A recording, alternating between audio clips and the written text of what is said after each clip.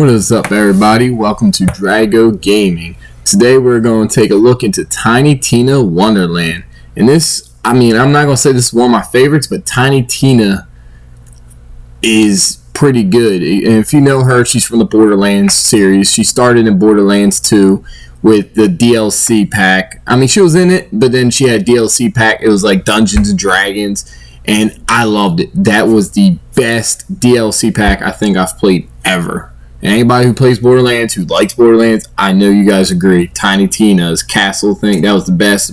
You got a nice shield. I think it was like the bee or whatever. It was awesome. But Borderlands 3 came out. She had a little part, not much. And then now she has her own game. And I'm real excited about it. It's coming out in less than a month. And I'm going to end up definitely playing the very minute it comes out, because it should be a good game. I was looking into it. It looks like they got the same mechanics from Borderlands 1, 2, and 3, same kind of gaming mechanics in Tiny Tina. Now it's a little changed up. It's not so much as they just have a skill, because they just have a skill because they're a vault hunter. No, now it looks like it's a whole different thing. It's not about vault hunters. She has magic, and it's wonderful, and it's uplifting. It's definitely a different change. So, with that being said, let's get into this trailer and see how it looks. Welcome to the Wonderlands, a majestical world full of fearsome beasts and dangerous daring do.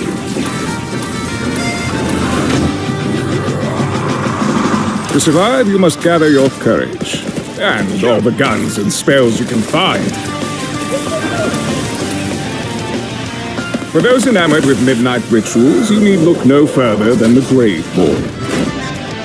Graveborn are high risk, high reward, trading damage for health. Pay the blood price and unlock devastating dark power.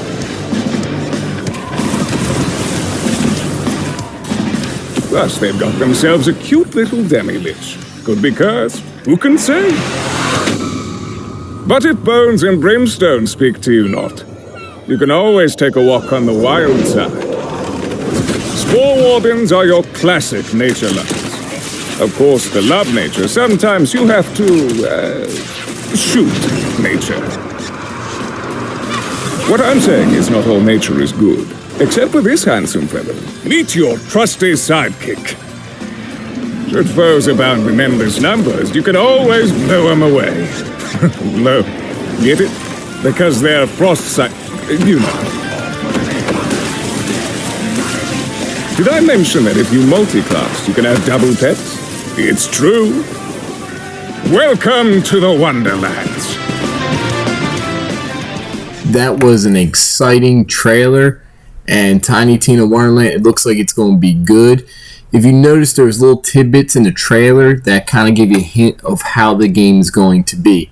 Now, the game mechanics and all looked exactly like Borderlands, exact same kind of layout. And another thing I didn't notice, like that one guy, he ended up having 20% damage, but he loses health. In Borderlands 2, you had Krieg. He didn't have a shield, but he did good damage. It was very similar, just like the Icy character. They already had one with Ice. I believe her name was Amara, and that was in a pre-sequel.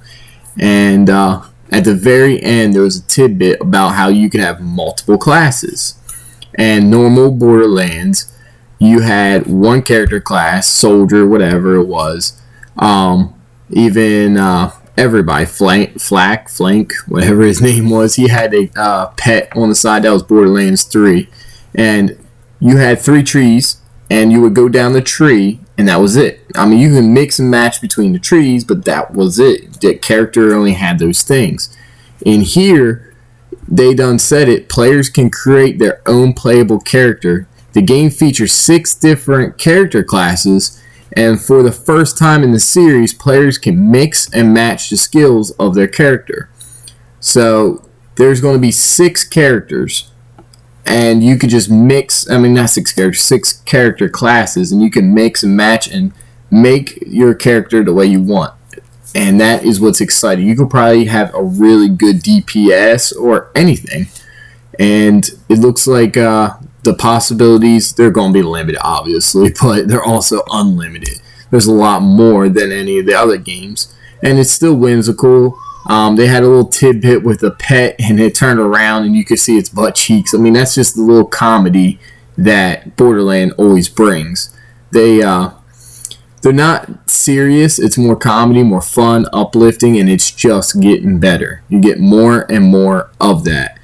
And what we're going to do now is look a little bit more deeper into the character classes. There's 6 of them, and I don't know about you, but I like to know as much as I can. So when I start the game, I'm just getting into it, and I'm not over here trying to figure out, oh man, what do I want? What is this? And this is what this video is about, is to give you as much info on Tiny Tina Wonderland before it comes out in March 25th. So let's look into it. So the first class choice is brr-Zerker. Notice how they didn't just say berserker, it's brr-Zerker.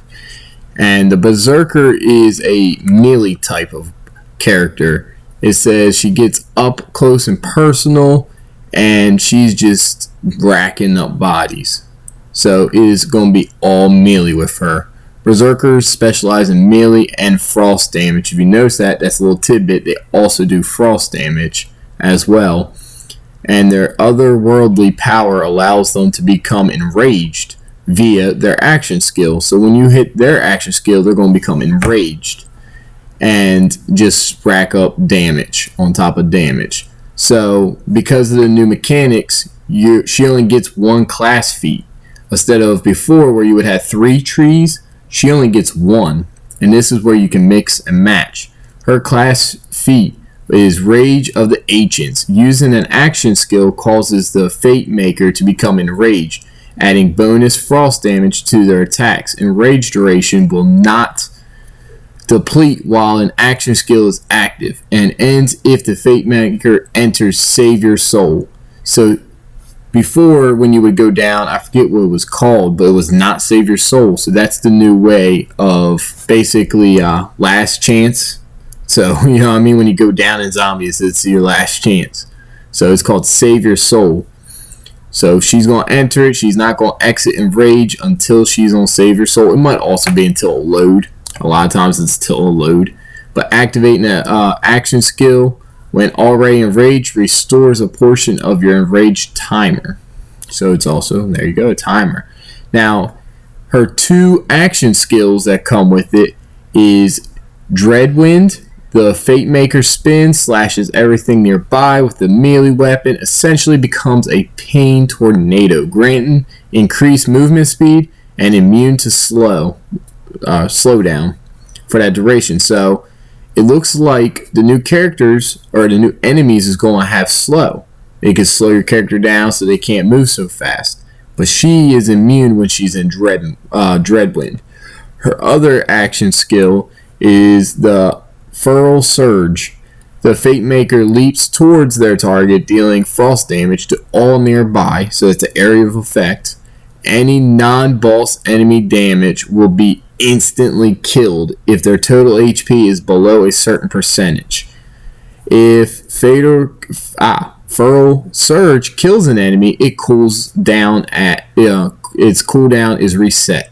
So that sounds like if you have an enemy that's, I don't know, 10% health or whatever the percentage may be, if they're low health and you use the Feral Surge and it kills them, it reset. Its cooldown is reset. Now, that being said, the game might be a little bit too OP with that, and they'll probably end up giving it a cooldown if that is true, because then they're just going doom, doom, doom, just keep using it as long as the person is low health.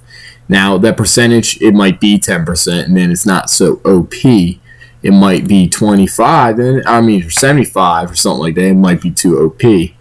And her passive skills, they increase frost damage, melee damage, enragement. A percentage missing health regenerates over time when enraged. That was tier 1. Tier 2, the Fate Maker gains increased damage to enemies that are slowed. So when you use frost, they slow down. The Fate Maker deals bonus damage and reload speed as always. Swapping weapons is increased. Tier 3 movement speed is increased. Frost efficiency is increased. When enraged, this effect is double. So now it's starting to sound like you can stack things. Unarmed defense. A portion of the Fate Maker ward is reversed and cannot be restored, but their maximum health is increased. So right there, instead of saying shields, now we're on wards. So it's different words and different phrases for this game. And it basically almost sounded like Krieg. Krieg did not have a shield in Borderlands 2, and he had more health. Well, these people don't have as much of a shield, but they have more health. It sounds like it probably takes about 50% of their shield. And then they have Blood Frenzy. Killing restores a percentage of your enraged timer. So now we can start hearing these skills are going to stack on top of stacking and stacking. Once you activate Enrage, you're just double damage. You start killing, now you get more damage, more damage. You get a little bit of your health up, and then there goes some more, or a little bit of your shield up, or how they say, your ward up. Then you get more health, and then you might be able to sacrifice your health as well. I mean, when your maximum health is increased, slash damage is increased, so there you go. That saying that getting rid of your ward increases melee, and then using your skill points going berserk and all that is going to increase your damage. I mean, it sounds like you're going to go around slashing everything.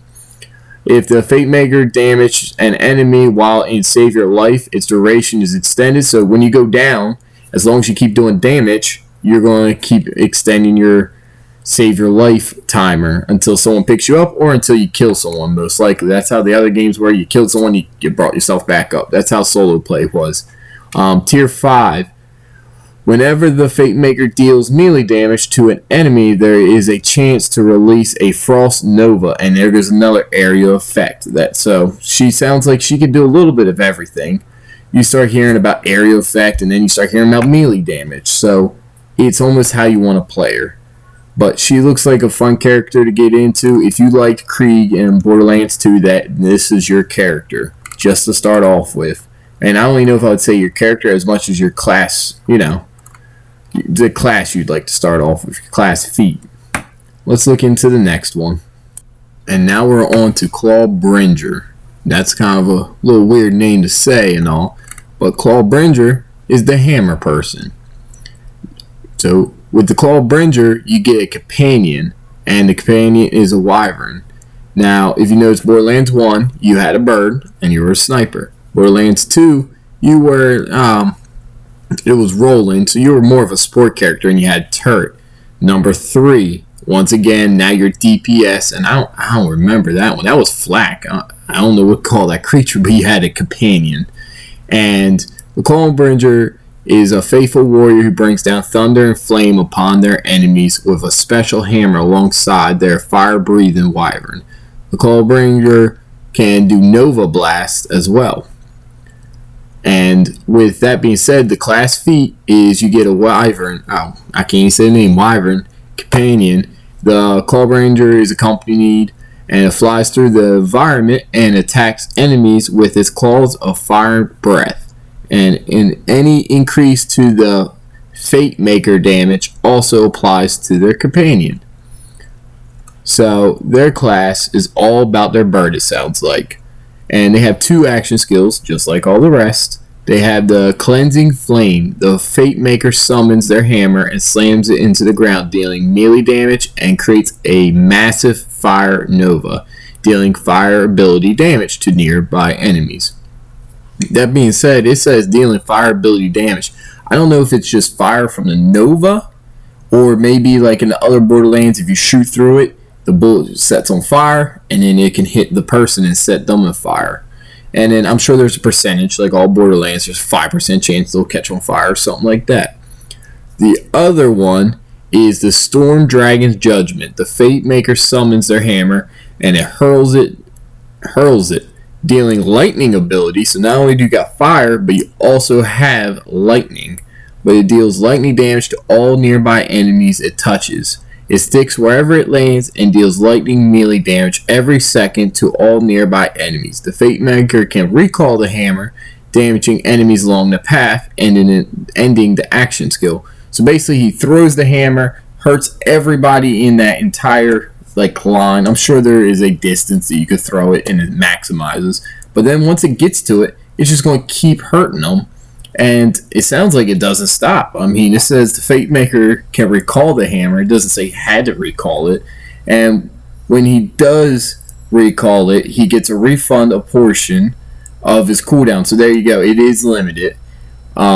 He throws it, and then he got a certain amount of time. It's just going to keep doing damage. If he recalls it, say that you had 10 seconds, you use 2 of it, you can save 8 seconds of it for the cooldown.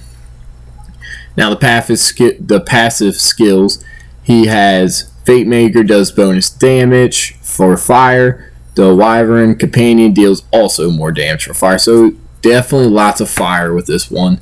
It also sounded like it had a little bit of lightning, just like Thor, kinda. The Fate Maker gains increased maximum ward. So ward is your shield, so now you're going to have, this character has more shield. Unlike the last one who was giving up shield for health, this one is trying to have more shield. The Fate Maker deals damage in lightning with their melee attack. So once again, I keep hearing melee, and that's another big one with this guy. The Fate Maker is surrounded by the dragon aura that grants themselves and all their allies inside it increased element to damage. So this character has increased shield. Increased shield. He can also help out his allies with elemental damage. Has a companion on the side. It sounds like this character is going to be a great supporting character, and not just any supporting character, but it's going to help with the elemental aspect. And if you think elemental isn't a big deal, the first playthrough, it might not be. You might not do much, but if you played any other Borderlands, when you start getting into high levels and start doing the hardest modes, elements help tremendously. Like acid would be great for the robots, or fire for the flesh people. And I mean, it would just help tenfold easily. And then especially with crits and all. So elements is going to be a big part of this game. And I mean, it sounds like you can switch up your classes. So maybe you could put this fire character with the other fire character, and then you got massive fire damage. And that would be good for a certain boss. And then you switch it back up for another boss. The Fate Maker gains increased action skill cooldown rate. So now you can get the higher the ward, the greater the bonus. So there you go again. This character is really relying on the shield. Their action rate can actually recharge a lot quicker, so you can throw that hammer a lot faster than normal, especially if your shield's up. The Fate Maker gains damage reduction from all enemies. Once again, good supporting thing to have. Kill skills. Killing an enemy with a gun summons a fire orb that seeks out an enemy, dealing damage. Now that sounds really good, especially if you put up something that's for elements. You kill somebody, boom, now that orb goes off. It goes and kills another person for fire. And then it says, killing an enemy with a melee, though, summons lightning. So if you shoot them, you get fire. If you melee them, you get lightning. And I don't know how this game's going to be with melee, but it sounds like it's a big aspect. So there's probably going to be a lot of damage when it comes to it. A couple other things is the Fate Maker, has his companion increase damage, basic stuff, lightning, breath on enemies causing lightning damage. That's cool, because we already know the character, the Wyvern, the companion, is already doing fire, but now you can do lightning, it sounds like, as well to him. That can arc from one enemy to another, so you get that little lightning chain reaction. But that would do it for our Clawbringer. It sounds like they're going to be a great support character. If that's what you like to sit back, have a high shield, help out your allies, and just do damage from the back. It sounds like Clawbringer would be good. I mean, they do have a hammer, so maybe you want to be kind of a middle range person. Unlike the last one where she wanted to be all up in there. This one might be wanted to be back a little bit. And let's see what the next one is. This is Graveborn. Graveborn looks like what I'm going to end up playing. Graveborn is a kind of character that will give up health to get devastating dark magic attacks. So give up a little bit of health, but get a lot of damage. And as you can hear, he definitely is into magic. The Graveborn is a master of kill skills, spells, and dark magic. He also has a companion as well, Demi Lynch. So you definitely have a Demi Lynch, and the Demi Lynch to cast a unique spell of their own as well as triggering kill skills to summon hellish minions. So you get a minion base, you got a companion who can make minions if he can get kills. We don't know how strong he'll be, so it's definitely one thing to look into. His action skills are dire sacrifice. The Fate Maker sacrifices some of their own current health, as we all know, to deal dark magic damage and apply dark magic status effect to all enemies nearby. So once you activate it, not only do you get a little bit less health, you give up some health, but you're affecting all enemies, around you. The dire sacrifice deals bonus damage proportionate to the amount of health you sacrifice. So it sounds like you can sacrifice 30% of your health, and if you have a lot of health, that's a lot on that 30% that you can, sacrifice. The other one is Reaper of Bones. The Fate Maker is fully healed, gains lynch efficiency, and deals bonus dark magic damage. So that's pretty cool. You have one that takes away your health, another one that can heal you. So you can go in there, activate your dire sacrifice. It's nice. Yeah, dire sacrifice, and just start doing damage. Oh man, I'm about to die. Let me hit Reaper of the Bones, because then I'm gonna get back my health. I'm doing bonus damage, but loses a ever increasing amount of health per second. So you can get it back, but you're gonna be losing some health per second. When Fate Maker would die, they become invulnerable for a duration, restores some of their health, and Reaper of Bone ends. So basically, you go in there, you hit the Dire, do some damage, then hit Reaper of Bones. You're going to get some of your health back, but you're going to get fully healed. But then you're going to start losing it per second. When you're about to die, you become invulnerable, and your skill point is done. You get a little bit of health back. Now, the passive skills are probably all about the same. You can maximize your health in you and in your companion, the Leech efficiency. And it keeps saying efficiency, so I don't know what he is completely doing, but he's getting more and more efficient at it. I'm guessing killing. You get kill skills, spell cooldown rate. The Fate Maker does damage, bonus damage. The companion they have also has a respawn rate is increased, so if he dies off, he can respawn a lot quicker. Whenever the Fate Maker casts a spell, they regenerate a little bit of health over a period of time. Dark magic damage is increased. Kill skill companions deal bonus dark magic for a duration. So I wonder if dark magic is going to be like an element. It's sounding like an element. His element's dark magic. More kill skills, more maximum health, more damage. Fate Maker increases damage dealt and damage reduction.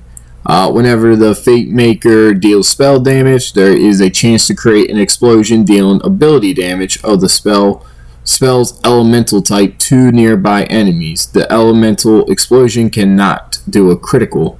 And casting a spell automatically activates all of the Fate Maker's kill skills. Now that's good, because as soon as you cast a spell, you automatically get all the kill skills. That's pretty good, actually. So he is definitely going to be a mid-range, maybe a little further back. I don't know how magic works, but DPS. This is your DPS character. If you wanted a DPS character, this is probably your choice right here. He is just, he is there. And we shall see how he plays, though. Let's tune into the next one. This is Spellshot. Now, Spellshot is a gun-toting wizard who can unleash a constant barrage of spells and bullets, transforming their enemies into harmless livestock with the snap of a finger. And I thought that was pretty cool. If you've seen in the trailer, it said that you can turn them into skeep, I believe it was. And it sounds like this man is just putting off spells and bullets. It almost sounds like a DPS person. It's a little bit different of a way. Now, he has 2 action skills. With that being said, it's Ambihextis, and the spell shot may equip a spell into their action skill, so that way you can just keep clicking it. The spell shot possesses the action skill button. They cast that spell. So whatever spell you have, I guess you could just hit your action skill and boom, there goes the spell. Boom, there goes the spell. Every time you hit your action skill. And now his next one, and that's what I think is exciting, is his next one, because the first one was kind of basic, but this next one, the polymorph, the spell shot turns an enemy into a skeep for a few seconds. If the enemy is immune The Spellshot instantly casts a free spell on the enemy and gains 2 free stacks of spell waving. So it sounds like you can stack a little bit on these spells. While Polymorph is activated, any player that damages the Skeep has a chance to cast a free spell. This effect is granted the first time the Fate Maker deals gun damage. If the Spellshot casts a free spell this way, they gain a stack of spell weaving. So it almost sounds like as soon as you cast a spell, you're supposed to shoot right off the bat. Just spell, shoot, and just keep barraging them. I don't know if there's going to be like a meter on how much you can like action skill kind of like have enough like a little bar that tells you, okay, you only get 100 mana for spell casting, but bullets you get whatever you have in your arsenal. Now his passive skills are kind of basic. You get spell crit hit chance, and you hear that crit, that sounds like a DPS person right there. A portion of all bonuses Fate Maker receives to spell damage is applied to their guns. I'm sure there's going to be something about guns to their spells. They get increased reload speed, gain increased spell cooldown rate, gain increased action skill cooldown rate. So there is a cooldown on their spells. Even though they're barraging, there is a cooldown. And it also, I mean, once you hit them with a spell, you get increased damage and guns. So why not just keep switching? Gain increased fire rate for every spell weave stack. So now the more that he gets that spell weaving, he's going to be stacking, and fire rate's going to be faster and faster and faster, and then you could probably put off a barrage of bullets in seconds. That almost sounds like in Borderlands 2, the one character that had 2 guns. He was putting off a lot of DPS, and I mean, those guns stack damage, and having 2 of them fire, it was pretty good. The Fate Maker ward no longer automatically recharges, but they gain drastic increased spell damage. So now you're getting rid of your shield, your ward. I need to stop saying shield, but now you're getting rid of that, but in return, you're going to have more spell damage. You're just going to be a squishy, that's what we say. You're going to be easy to kill. Whenever the Fate Maker casts a spell, their gun deals bonus damage of the spell element for a short time. This effect only stacks once. Now, there goes, again, another character, another thing about elements. So elements is going to, for sure, be a big part of this game. Kill skill. Whenever the Fate Maker kills an enemy, there is a chance their weapon is instantly reloaded. Wow. As soon as they kill an enemy, reload it. This chance is increased per spell weaving stack. So that is almost like flak. You want to get as much stacks as you can do, because the more you stack, the more damage you can do. I'm going to end up going with this character. I'm going to have to let you guys know on the live stream when the game drops on which character we're going to choose. And their final tier skill, gun crit hits, have a chance to instantly reset all spell cooldowns. This skill has a short cooldown on its own. So with this character, it's definitely sounding like you want to stack up on damage. You could probably do this one and the last one as well. You know what I mean? You can give up health, and you can give up shield, and you're going to have fire, you're going to have spell casting, and then and these 2 probably spell shot and the last one are probably going to be the best 2 to stack so far as we can see. Now you might not want to have all DPS. You might want to have, a little bit of support on the side and a DPS and be a well-rounded character. That way you're not going out there and you have like a quarter of health, no shield, or what they say, and just like one shot and you're dead. But you do massive damage where you can just kill a boss so quickly, and bosses are big in here. Let's look into the next one.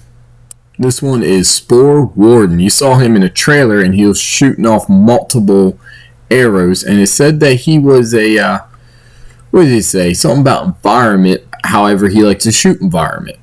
That being said, Spore Wardens are master of nature who summon tornadoes and launch volleys of arcane arrows. So it sounds like their spells are going to be in the arrows into enemy lines alongside their toxic spewing mushroom companion. So they get a companion as well on this class.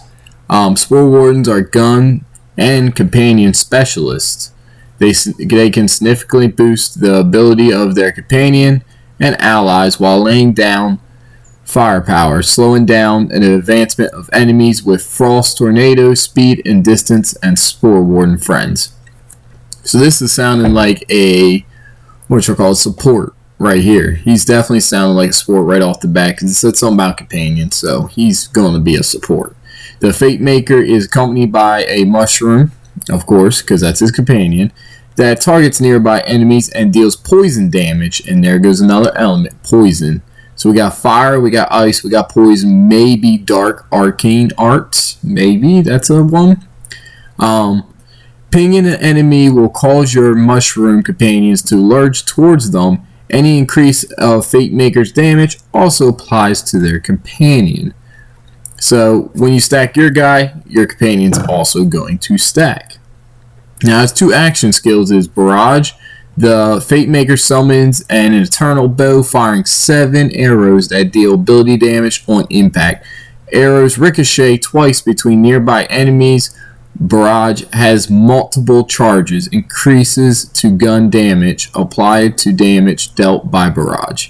So Barrage can not only does it fire 7, but it bounces twice and it has multiple charges. So you can boom, boom, boom. You know what I mean? You can really light them up. It also has Blizzard. The Fate Maker creates 3 frozen cyclones for a duration that seeks out enemies nearby, dealing frost ability damage. So not only is he going to make a tornado, but this tornado is going to go find them. I mean, that sounds pretty good. He's not sounding so passive now, and secondary as we thought. His abilities, as always, kill skill, action skill cooldown rate is increased for a brief duration.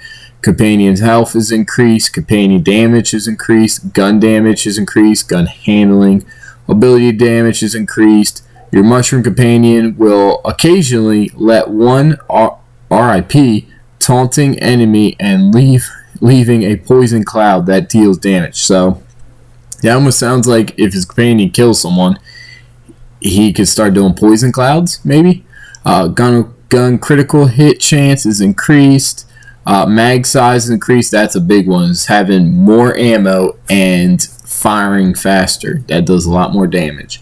While the Fate Maker is in a save your soul, so when they go down, their mushroom companion will attempt to revive them. That's the first time we heard the companion trying to revive them. Just like in Flak, your guy also tried to revive you. If it does, you and your companion increase damage for a small duration. That's good. Kill skill increases movement speed and fire rate. This can be stacked. Gun crits grant increased companion damage for a duration, can be stacked 10 times.